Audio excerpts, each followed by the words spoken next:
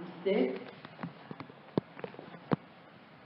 I've lost my beauty and my beautiful skin. My soul is empty. Oh, how long will I sit here? The slave masters, they won't feed me, and nobody wants to buy me. Maybe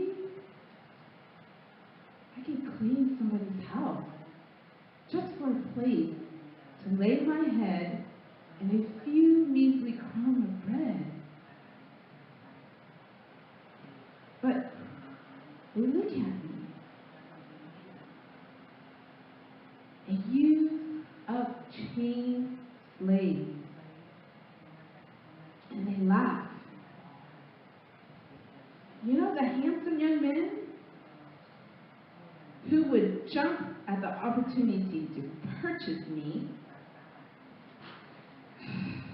Now, they just snicker and point at me. To me, I have undone my life. And God, I have abandoned too. Never taught my children about God either. The idol that I bowed low to those statues. I kissed the golden calf, and the money came in. I never thought that I would need the God of Israel. For he had abandoned me when I made my vows to those demons. For that is what they are. If only I had not walked my own path. I told Hosea I was leaving, and then I left the kids. I left God. Who needed them, I said. I said I'd go to hell with my friends. But not one of my friends is here now. I'm already in this hellhole. And there is no one to help me. I guess I'm under damnation. A kind old couple. Maybe they'll buy me. Maybe. I'll smile on me. Thank goodness. Okay. Her face contorted. Like foam. Nobody feed me? Or I die an unbought slave in this slave market.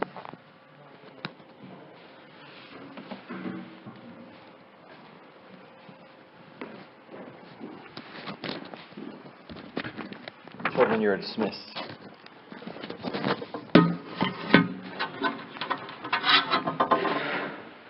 Thank you.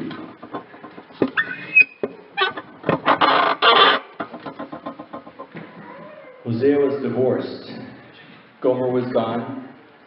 All hope of restoring his message, his marriage were forever gone. Or so he thought. This look is maybe the look of what again? Because here's what God said in Hosea 3.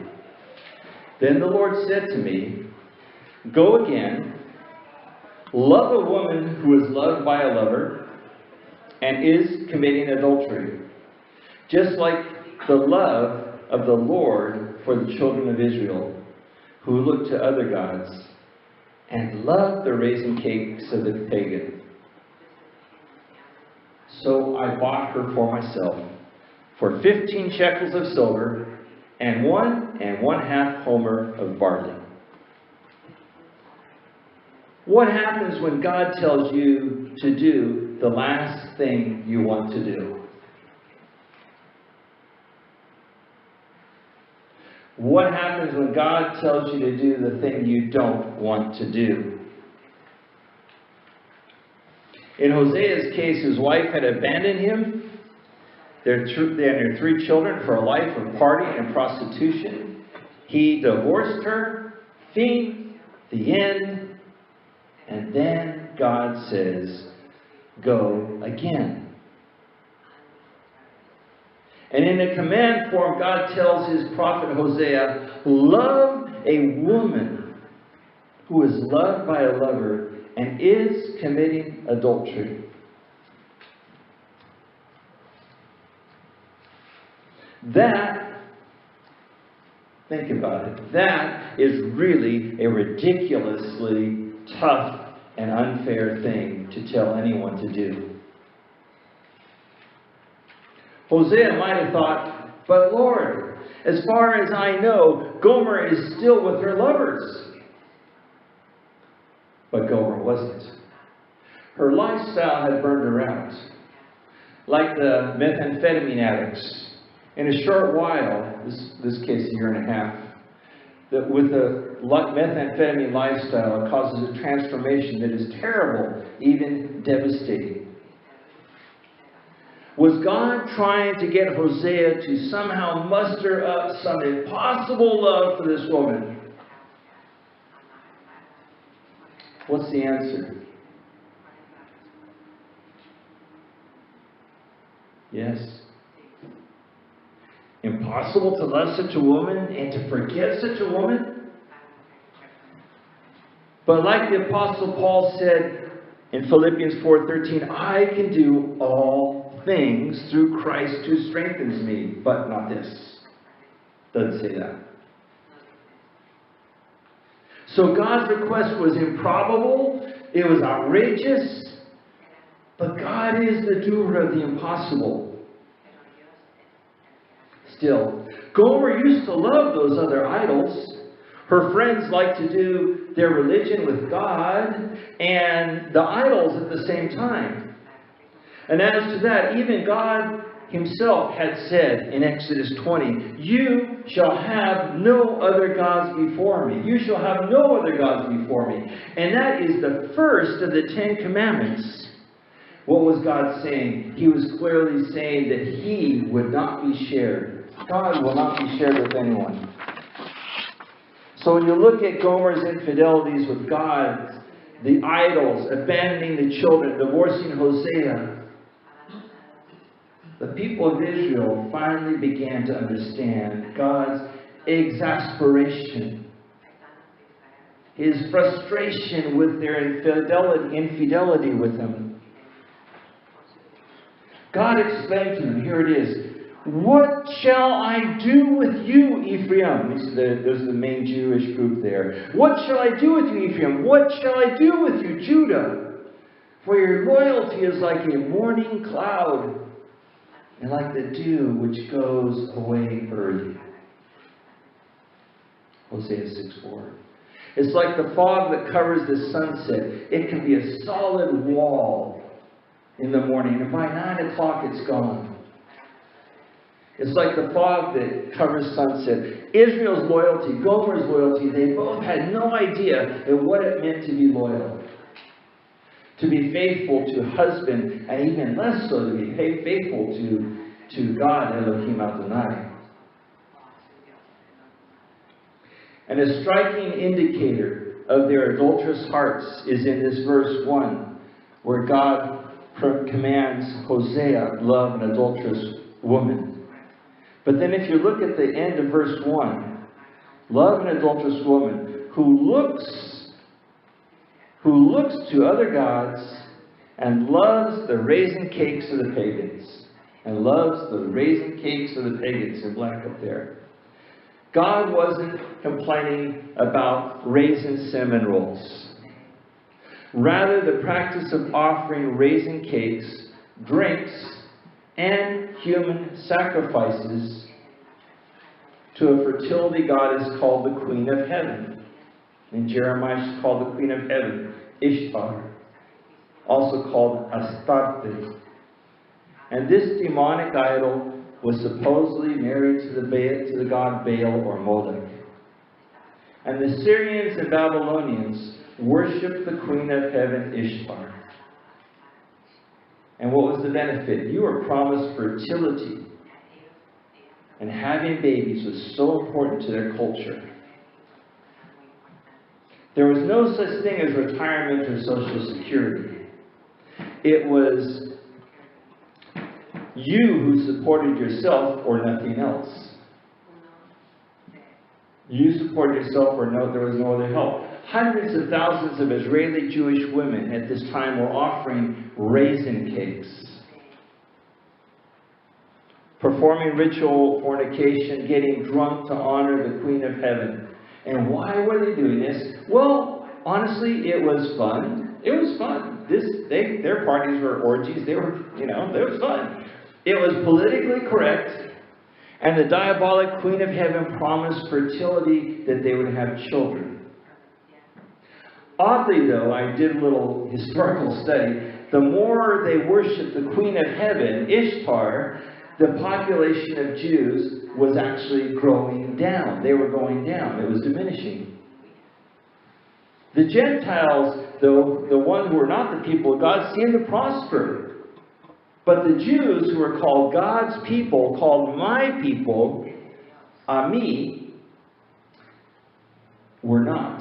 So any alliance with the Queen of Heaven seemed to bring curses on the Jews.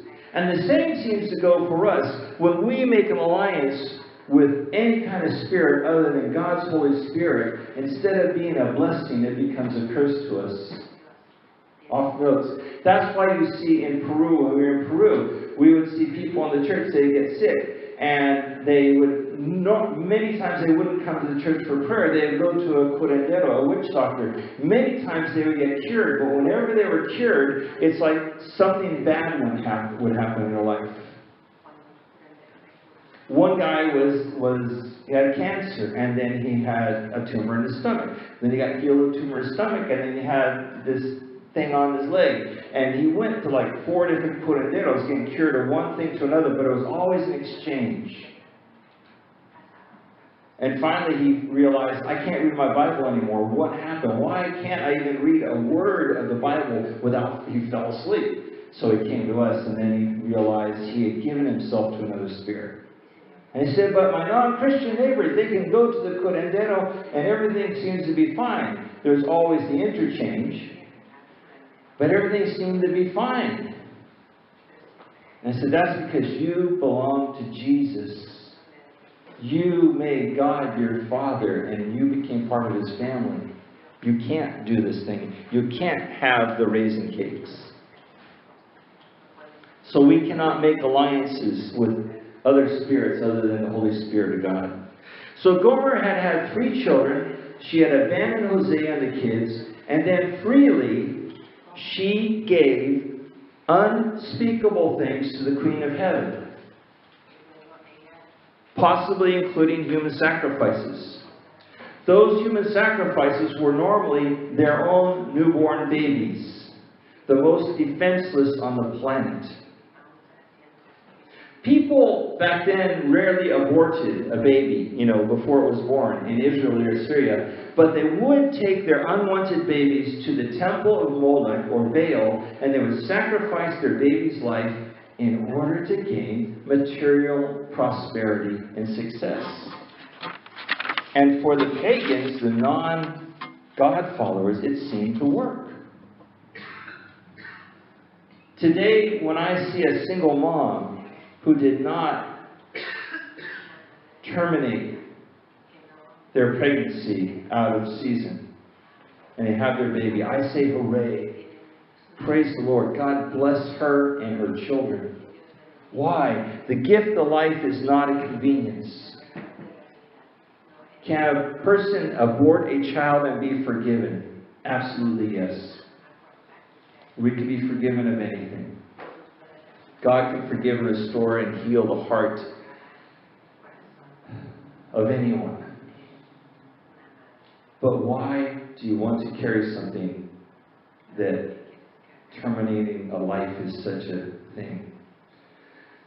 You can see why God did not want to share His glory with these diabolic figures, with this, like the Queen of Heaven. So what would Hosea need to truly forgive and love, for example, his lost Gomer? Go love her.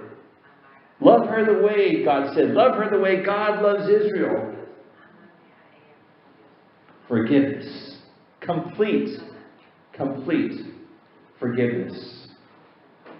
For Hosea, how to love the way God loves. For Hosea, that meant Hosea must be willing to pay for Gomer's offenses. Wait a minute, he's in someone. He has to pay for Gomer's offenses. What's that? To forgive means to let the offense go as if it did not occur.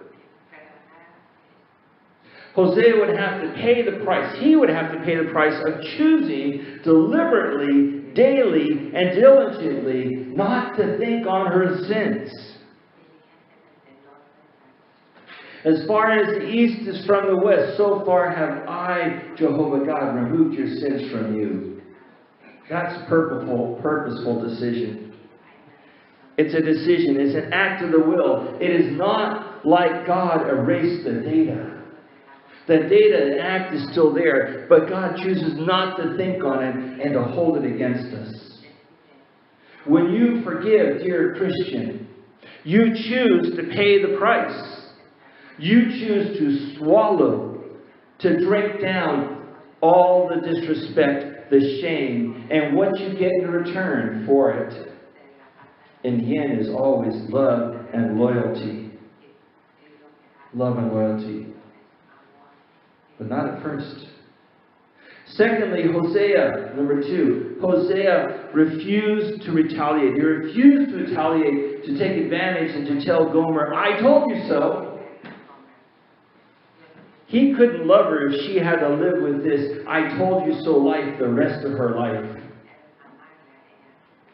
If they ever got together. Thirdly, forgiveness means absolving them of all guilt. Not holding back a little bit of, but you did this, but you did that. Guilt is for the unforgiven. When you're not forgiven, guilt can actually help bring you to that place of forgiveness. Guilt has a place in God's, creation to point us in the right direction. When we call on God and we say the Lord's Prayer, forgive us our trespasses as you have forgiven us. And then at the end of that same Lord's Prayer, Jesus said, but if you will not forgive your brother his trespasses against you, neither will your Father in heaven forgive you. Matthew 6. How could God expect Hosea to go and love his ex-wife, the prostitute? All the prophets, they believed in forgiveness, but this. Peter once asked Jesus 760 years later in Matthew 18, Lord, how many times can my brother sin against me and I have to forgive him? How many times will I have to forgive him? As many as 7 times? Jesus said, I tell you, not as many as 7. Jesus said to them, but 7 times 70. Forgive them. Gomer's way of life. Israel's way of life.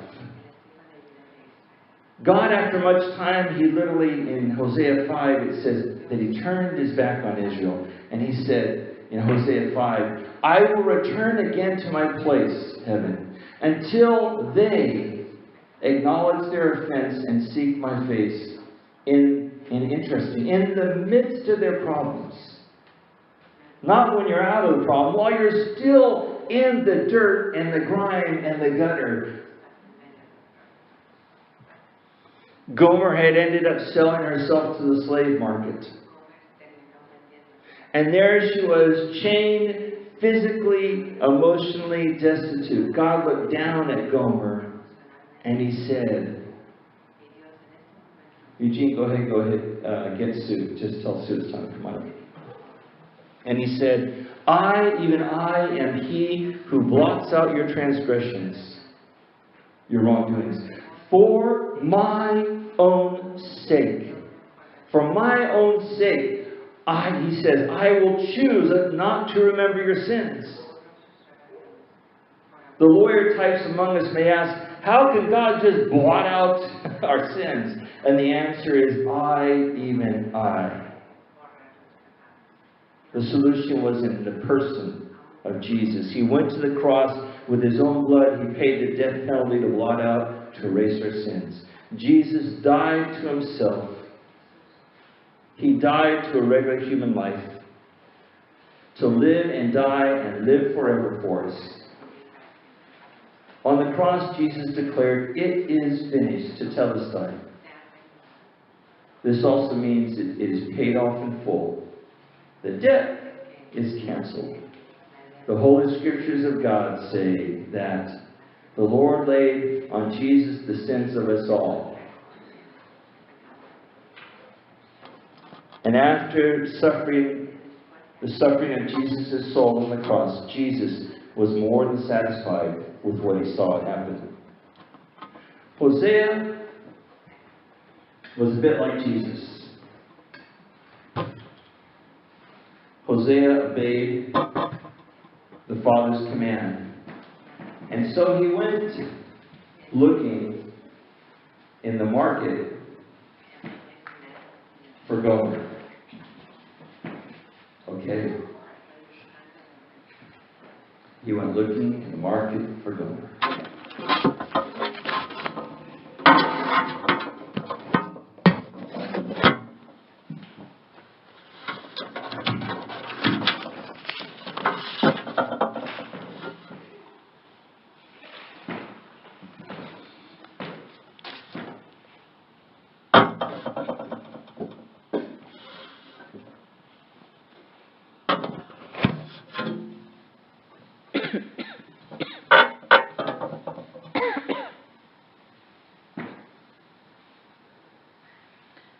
What?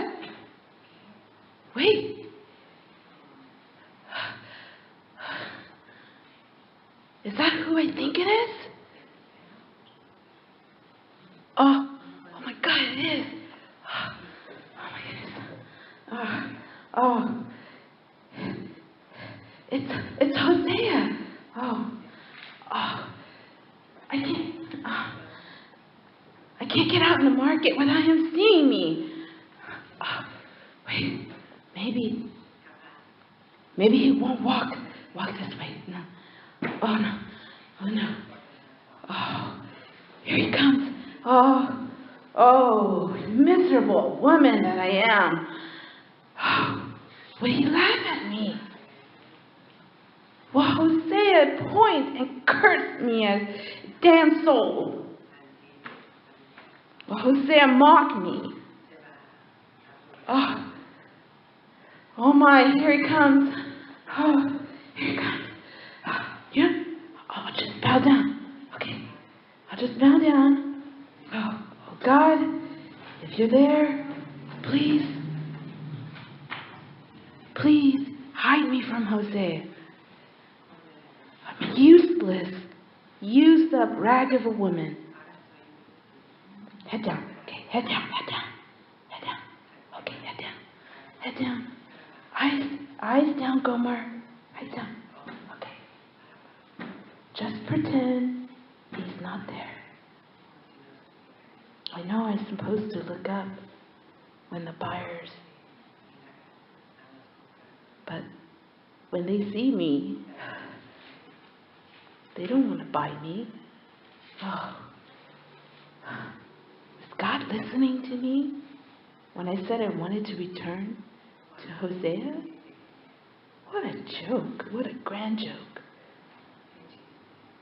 What a great revenge you will have, God. Oh, no. Oh, okay. He's coming my way. Head down. Head down. Okay. Eyes closed tight. Eyes closed tight. Tight. Okay. But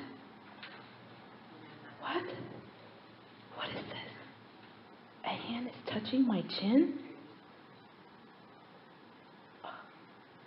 It's lifting my chin. Better open my eyes. What?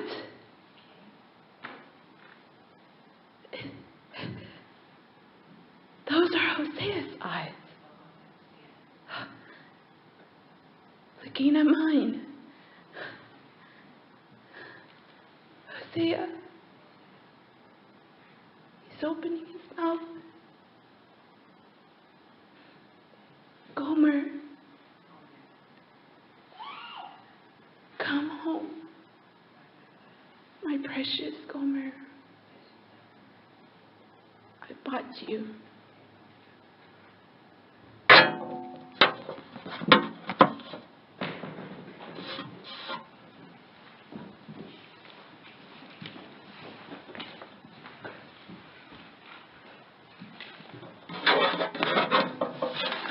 So I bought Gomer for myself for 15 shekels of silver and 1½ homers of barley.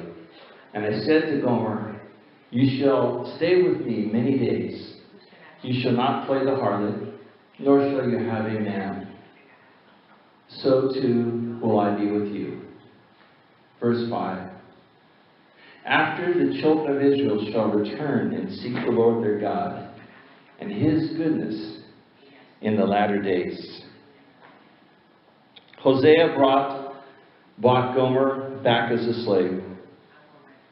She then called him master. Master. And after a time of repentance and recovery, Hosea and Gomer remarried, not just on paper, but in real life. Why? God had let Gomer wander away all the time using thorns and briars, circumstances in her life to help her turn away from her unfaithful lovers and return to God and to Hosea. You can imagine the surprise and delight of a humbled but grateful Gomer and Hosea and the 3 children one day together announcing, we're remarrying. We're getting married again. Because God has restored us. God has restored what the devil and rebellion had robbed us of. True love. True love is not just in fairy tales. Jesus, he gives us true love. God took the tragedy of Gomer and Hosea, and he himself gave Hosea and Gomer the love, the restoration, and the forgiveness that only God can give. And so after a time on one very special day, they remarried to the great delight and rejoicing of many. Why? Hosea 2:16 says, and it shall be in that day, says the Lord, that you will call me my husband, Ishi. Everyone say it with me, Ishi. Ishi. Say Ishi. Again, Ishi. One more time, Ishi. That means my husband. You will call me Ishi and no longer call me my master. Verse 19. Next one, please. God says, I will betroth you to me forever. Yes, I will betroth you to me in righteousness and justness, in loving kindness and mercy. I will betroth you to me in faithfulness, and you shall know the Lord.